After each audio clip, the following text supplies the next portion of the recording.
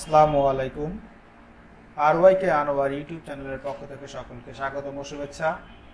Graphic ডিজাইনের আজকের অধ্যায়ে আমরা দেখব ইলাস্ট্রেটর সফটওয়্যারের টাইপ টুলের যাবতীয় ব্যবহারগুলি।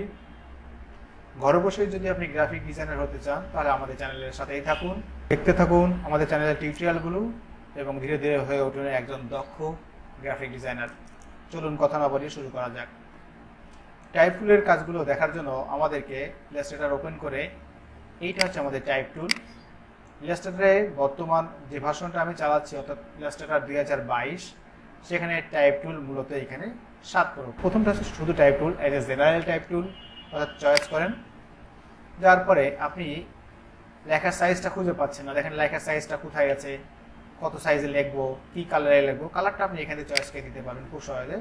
ডাবল ক্লিক করেন, কি কালারে লিখবেন সেটা চয়েস করেন। সাইজটা আপনি খুঁজে পাচ্ছেন না, প্রথমে আপনি একটা ক্লিক করেন, ক্লিক করলে দেখেন এখানে সাইজ আছে।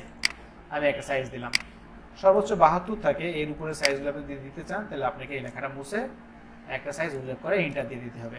এটা সাইজ, এইটা আপনার ফন্টের নাম। আমরা যখন অন্য অন্য প্রোগ্রামে কি ফন্টে লিখবো সেটা দেখি, এটাও তাই। এখানে প্রচুর পরিমাণে ফন্ট আছে, আপনি যেটা লিখতে চান সেই ফন্টটা চয়েস করেন। ধরুন আমি এটা লিখতে চাচ্ছি। এরপরে এটা হচ্ছে সে বোল্ড, ইটালিক, আন্ডারলাইন, এটা থাকে। ডিজাইন এছাড়াও আরও কিছু অপশন থাকে, সেমি বোল্ড, লাইট, ইটালিক, হ্যাঁ, এক্সট্রা লাইট।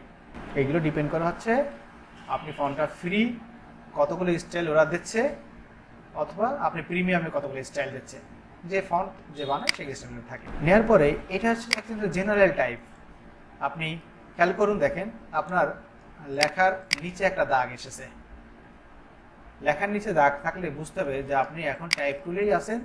আপনি যদি আবার টাইপ টুলে যান, অর্থাৎ চাইলে লেখাটাকে আবার এডিট করতে পারবেন, চেঞ্জ করতে পারবেন, নতুন করে লিখতেও পারবেন, কালারও দিতে পারবেন।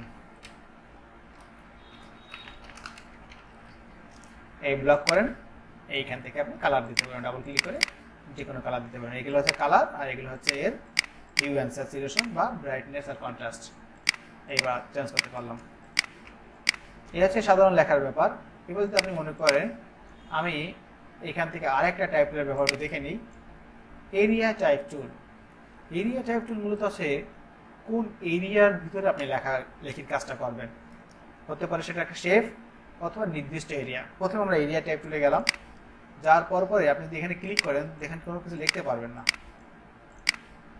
এই এরিয়াটা কাজ করবে মূলত শেপের মধ্যে। আপনি একটা শেপ নেন, সে চারকোনা হোক অথবা গোল হোক না কেন, এরিয়ার শেপটা নেওয়ার পরে যখনই আপনি এরিয়া টাইপ টুলটা চয়েস করে মধ্যে ক্লিক করবেন, এই দেখেন মাউসটা গোল চিহ্ন হয়ে গেছে। খেয়াল করেন, একটা টাইপিং পাশে গোল, ভিতরে ক্লিক করেন, দেখতে পাচ্ছেন। এবার আপনি চাইলে এখানে টাইপ করতে পারবেন যে কোনো লেখা। ধরুন আমি একটা লিখেছিলাম, আপনি লিখলে এই লেখাটা হতেই থাকবে।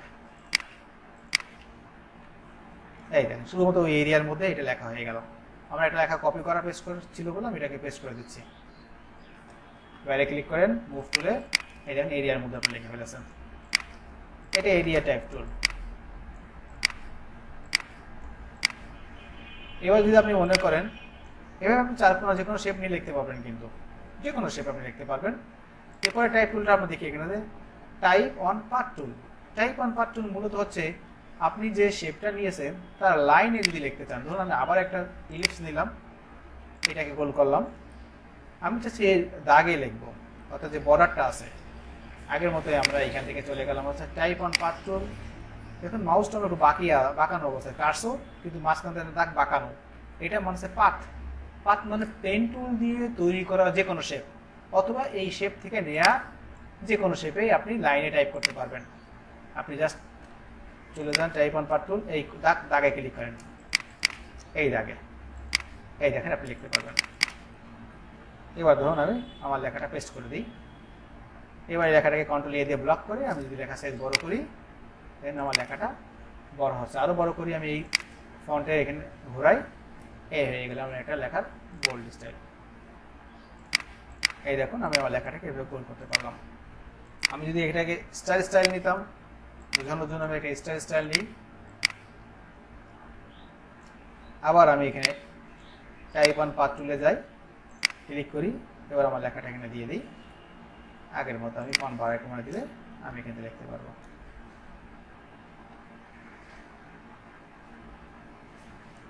এই মুভ টুলে ক্লিক করলাম, এই দেখুন আমার এটা স্টার শেপের মধ্যে লেখা হয়ে গেল। টাইপ অন পাথ টুল। তারপরে যেটা রয়েছে সেটা ভার্টিক্যাল টাইপ টুল, অর্থাৎ উপর থেকে নিচে নিচে লিখতে লিখতে আসবো। যেমন ধরুন এই 2024 লিখলাম, উপর থেকে নিচে নিচে এরকম যদি লিখতে চাই তাহলে এটা হচ্ছে ভার্টিক্যাল টাইপ টুল। একই নিয়মে যদি আপনি এখানে লেখা আছে ভার্টিক্যাল এরিয়া টাইপ টুল, অর্থাৎ আপনি এই ক্ষেত্রেও লেখা লিখবেন সেটাও কিন্তু এরকম উপর নিচে আসবে কোনো শেপের ভিতরে। এটা বোঝানোর জন্য আপনাকে আমি আর একটা ধরুন এই শেপটা নিলাম, আবার আমরা এখানে ভার্টিক্যাল এরিয়া টাইপ চলে গেলাম একইভাবে। এই দেখেন আপনার লেখাগুলো লম্বালম্বি হচ্ছে, এবার জাস্ট লম্বালম্বি। আর এর পরিবর্তে আপনি এখন লম্বালম্বি লিখতে পারতেছেন। ভালো লক্ষ্য করুন আপনার লেখাগুলো সব লম্বালম্বি, দেখেন উপর থেকে নিচে নিচে লেখা এসেছে। এরপরে যেটা আছে একই নিয়মে আপনি টাইপ টুলে যে দেখেন ভার্টিক্যাল এরিয়া টাইপ টুল, এটা একই নিয়মে জাস্ট লম্বালম্বি লাগবেন কোনো পাতে তো আমাকে দেখিয়ে দিই আমি আপনাদের। এখানে গেলাম, ধরুন আমি এটাকে এইটা নিলাম, একটা শেপ, এটাকে এই কর্নার থেকে বড় করে কোনায় বাঁকায় দিলাম। এবার আমরা চলে গেলাম ভার্টিক্যাল টাইপ অন পাথ টুল, যে কোনো একটা শেপে গেলাম। দেখুন আমার লেখাটা কপি করা লেখাটা পেস্ট করে দিই, এই দেখুন আমি এরকম টাইপ ভাবে লিখতে পারলাম লম্বালম্বি, একটু তো আড়াআড়ি লিখতে পারলাম আমি। তারপরে যে বিষয়টা রয়েছে টাইপ টুলে সেটা হচ্ছে টাচ টাইপ টুল। টাচ টাইপ টুল খুব কাজের একটা টুল, আসলে সবগুলোই কাজের টুল, কাজ করতে হলে আমাদের সব কিছুই লাগে। টাচ টাইপের বিষয়টা হচ্ছে আপনি কোনো টাইপ টুলের ভিতরে যদি কোনো কিছু টাচ করতে চান, যেমন ধরেন আপনি 2024 লিখেছেন, আপনি 2002টাকে একটু ঘুরিয়ে দিতে চাচ্ছেন, 24টাকে ঘুরিয়ে দিতে চাচ্ছেন, আড়াআড়ি করতে চাচ্ছেন। একটা লেখার ভিতরে গতানুগতিক লেখার ভিতরে যদি কোনো একটা টুলকে একটা ওয়ার্ডকে একটা গতানুগতিক লেখার ভিতরে কোনো একটা ওয়ার্ডকে যদি আপনি ঘুরিয়ে দিতে চান, টাচ করতে চান, এই দেখেন টাচ করতে পারলাম, এই ঘুরিয়ে দিলাম জাস্ট এইটাকেও আমি এখানে ঘুরিয়ে দিলাম।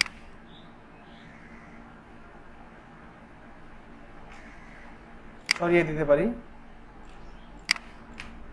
এটা ক্লিক করলাম, এই ঘুরিয়ে দিলাম, এই মুভ করবে দেখেন। অথবা আমি যদি এই লেখা থেকে আমি কোনো টাচ করতে চাই, আগে লিখবো, লেখার পরে আমরা টাচ টাইপ টুলে যাব। টাচ টাইপ টুলে যাই আমরা চাইলে কোনো একটা অক্ষরকে ক্লিক করে এই উপরে রোটেশন, বড় ছোট, ডাইনে বাঁয়ে সরানো, যা ইচ্ছা আমি করতে পারি, এটা টাচ করতে পারি একটা কথায়। এটা টাচ করে পাশেরগুলো আমি নিচের পাশে এনে দিলাম। লোগো তৈরি করতে গেলে অথবা ব্যানার টাইটেল তৈরি করতে গেলে খুব কাজে লাগে। এই ছিল মূলত আসলে ইলাস্ট্রেটরের টাইপ টুলের ব্যবহার। আগামী ক্লাসে আমরা টাইপ টুলের আরও প্যানেল সম্পর্কে বিস্তারিত জানবো। সেই পর্যন্ত আমাদের সাথেই থাকুন, ধন্যবাদ।